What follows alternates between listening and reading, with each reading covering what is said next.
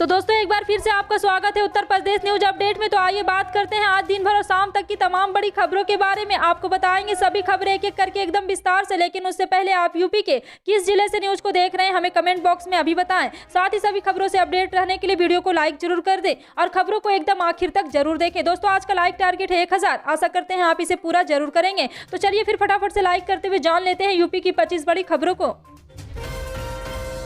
Ukraine में फंसे 182 भारतीय नागरिकों को लेकर 7वीं ऑपरेशन गंगा फ्लाइट भी बुखारेस्ट से मुंबई पहुंच गई है। जी हां, आपको बता दें कि केंद्रीय मंत्री नारायण राणे ने मुंबई हवाई अड्डे पर भारतीय छात्रों की अगवानी की। वहीं एक भारतीय छात्र ने जानकारी दी है कि ऑपरेशन गंगा की 8वीं उड़ान भी बुडापेस्ट से दिल्ली के लिए रवाना हो गई है। छात्र ने कहा है कि यह एक सहज प्रक्रिया थी। हम यूक्रेन से हंगरी निकलने के लिए भारतीय दूतावास और सरकार को धन्यवाद देना चाहते हैं। वे हमें सकुशल घर वापस लाने की पूरी कोशिश कर रहे हैं।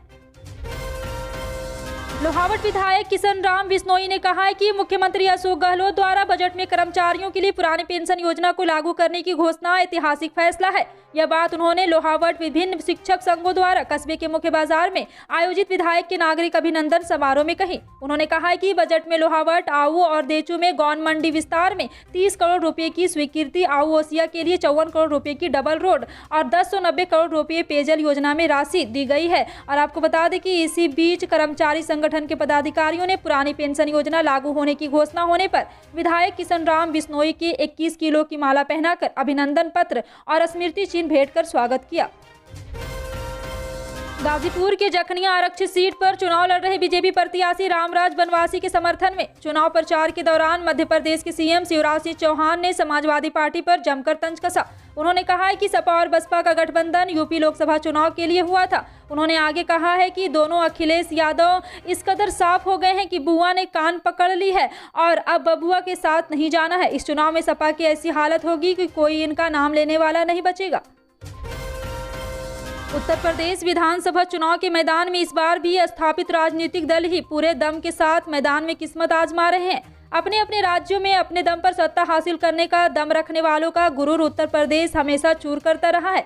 प्रदेश की जनता ने दूसरे राज्यों के क्षेत्रीय सुपर पावर को भी अपने दिल या क्षेत्र में जगह देने में हमेशा कंजूसी बरती है। कुछ यही हाल क्षेत्रीय स्तर पर बड़ा दम रखने वाले नेताओं का है। स्थापित राजनीतिक दलों के दूसरे राज्यों के क्षेत्रीय नेताओं को भी प्रदेश में जनता स्वीकार करने में काफी देर लगाती है। हालांकि यह भी देखा गया है कि प्रदेश की जनता ने जिस नेता पर भरोसा जताया है उसे सिर आंखों पर बिठाया है। उत्तर प्रदेश विधानसभा चुनाव में राजनीतिक सरगर्मियां तेज हो गई है। कुंडा के बाहुबली विधायक राजा भैया और सपा के राष्ट्रीय अध्यक्ष अखिलेश के बीच सियासी लड़ाई कम होने का नाम ले रही है और चुनावी बयानबाजी के बाद अब सोशल मीडिया पर दो दिग्गज नेताओं में कुंडा सीट को लेकर रन छिड़ गया है। राजा भैया ने ट्वीट कर अखिलेश यादव द्वारा पोस्ट किए गए वीडियो को फेक बताया है और राजा भैया ने कहा है कि सपा के राष्ट्रीय अध्यक्ष अखिलेश यादव को हमसे इतनी घृणा करना अच्छी बात नहीं है। दरअसल अखिलेश यादव ने राजा भैया पर ट्वीट से एक वीडियो पोस्ट कर फर्जी वोटिंग का आरोप लगाया था। ट्वीट के जरिए अखिलेश यादव ने कुंडा विधानसभा चुनाव रद्द करने की मांग की थी। हालांकि कुछ ही घंटों में अखिलेश ने अपने ही ट्वीट को डिलीट कर दिया था। वहीं स्क्रीनशॉट लगाकर राजा भैया ने अपने ट्विटर अकाउंट से अखिलेश यादव पर जमकर हमला बोला था।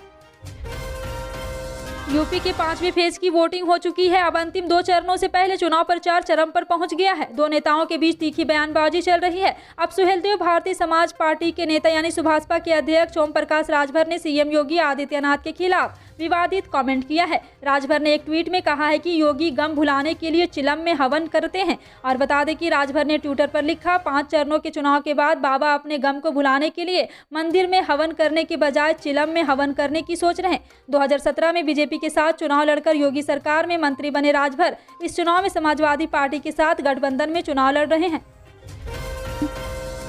पश्चिमी विक्षोभ की सक्रियता के कारण पूरे उत्तर भारत के मौसम में लगातार बदलाव आ रहे हैं। इसके असर के चलते भारत के मैदानी हिस्सों में बारिश के आसार भी बने हुए हैं। मौसम विभाग के पूर्वानुमान के अनुसार प्रदेश के कई हिस्सों में 2 मार्च 2022 तक बारिश होने की संभावना जताई गई है। कुछ इलाकों में बूंदाबूंदी तो कुछ क्षेत्रों में आसमान में बादल भी छाए रह सकते हैं। बारिश और ओलावृष्टि से किसानों की चिंताएं और बढ़ सकती है। गेहूं, आलू, प्याज आदि की फसलें अभी भी खेतों में लगी हुई है। अधिकतम और न्यूनतम तापमान में धीरे धीरे वृद्धि दर्ज की जा रही है। मौसम विज्ञानियों को मंगलवार को अधिकतम तापमान 27 डिग्री सेल्सियस रहने की संभावना जताई है। वहीं न्यूनतम तापमान को भी डबल डिजिट 13 डिग्री सेल्सियस रह सकता है। होली महापर्व से पहले भारतीय रेल उत्तर प्रदेश के लोगों को बड़ी सौगात देने जा रहा है। कोहरे के कारण बंद की गई यात्री ट्रेनों का परिचालन मंगलवार से शुरू हो रहा है। इन ट्रेनों को दोबारा से पटरियों पर दौड़ने से बिहार, वाराणसी, हरिद्वार, देहरादून आदि की यात्रा काफी आसान हो जाएगी। होली के मौके पर लोग एक जगह से दूसरे जगह तक आसानी से आ जा सकेंगे। भारतीय रेल ने कोहरे के कारण सेवा से हटाए गए यात्री ट्रेनों का परिचालन 1 मार्च से दोबारा से शुरू करने जा रहा है। इन ट्रेनों का संशोधन टाइम टेबल जारी नहीं किया गया है। ऐसे में माना जा रहा है कि ये ट्रेनें पूर्व के समय पर ही चलेगी। यात्री इन ट्रेनों के लिए रेलवे काउंटर या फिर IRCTC की वेबसाइट पर जाकर टिकट बुक करा सकते हैं। IIT कानपुर के वैज्ञानिकों का दावा है कि कोरोना की चौथी लहर की दस्तक 22 जून से हो सकती है। 23 अगस्त के करीब चौथी लहर का पीक होगा और 22 अक्टूबर तक इसका प्रभाव पूरी तरह धीमा पड़ जाएगा। वैज्ञानिकों का यह शोध मेड आखिरी वेबसाइट पर प्रकाशित भी हुआ। हालांकि इस दावे पर सूत्र मॉडल से कोरोना की स्थिति बताने वाले IIT कानपुर के वरिष्ठ वैज्ञानिक ने अपनी मोहर लगा दी है। उनका कहना है कि यह रिपोर्ट उनकी नहीं, इस पर टिप्पणी करना जल्दबाजी होगी। लखनऊ में सोमवार को ईवीएम स्ट्रांग रूम से बाहर हुए हंगामे के बाद समाजवादी पार्टी के अध्यक्ष अखिलेश यादव ने अपने कार्यकर्ताओं को निगरानी बढ़ाने का आदेश दिया है। उन्होंने कहा है कि ईवीएम स्ट्रांग में एक सरकारी अधिकारी के घुसने का प्रयास बेहद गंभीर मामला है।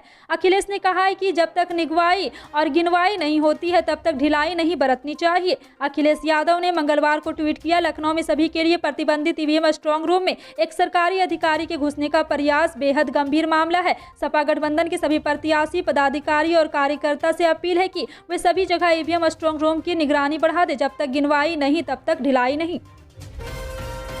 रूस यूक्रेन की जंग के बीच 1 मार्च को LPG सिलेंडर के नए रेट जारी हो गए। सिलेंडर के रेट में 105 रुपये का इजाफा हुआ है। यह इजाफा कॉमर्शियल सिलेंडर में किया गया है और बहुत हद तक संभव है कि 7 मार्च के बाद घरेलू LPG सिलेंडर भी महंगा हो जाए, क्योंकि अभी उत्तर प्रदेश विधानसभा चुनाव के छठे चरण की वोटिंग 3 मार्च और 7वें चरण का मतदान 7 मार्च को है। ऐसे में 7 मार्च के बाद आफत आ सकती है। बता दें कि 6 अक्टूबर 2021 के बाद से घरेलू LPG सिलेंडर ना तो सस्ता हुआ है ना ही महंगा। अलबत्ता इस दौरान कच्चे तेल की कीमतें $102 प्रति बैरल के चलते चली गई है और हालांकि इस दौरान कॉमर्शियल सिलेंडर की कीमतों में अच्छा खासा बदलाव देखने को मिला। बता दें अक्टूबर 2021 से 1 फरवरी 2022 के बीच कॉमर्शियल सिलेंडर के दाम 170 रुपये बढ़े। दिल्ली में 1 अक्टूबर को कॉमर्शियल सिलेंडर का दाम 1776 रुपये था। नवंबर में यह 2000 का हुआ और दिसंबर में 2101 रुपये हो गया। इसके बाद जनवरी में यह फिर सस्ता हुआ और फरवरी 2022 और सस्ता होकर 1907 रुपये पर आ गया। इसी के साथ दोस्तों यूपी की ताज़ा और बड़ी खबरों में अब तक के लिए इतना ही। अभी तक वीडियो को लाइक नहीं किए तो लाइक करें, वीडियो को ज़्यादा से ज़्यादा लोगों में शेयर करें। यूपी की ऐसी ताज़ा अपडेट के लिए सब्सक्राइब कर बगल में घंटी के निशान को जरूर दबा लें। खबरों को अंत तक देखने के लिए धन्यवाद।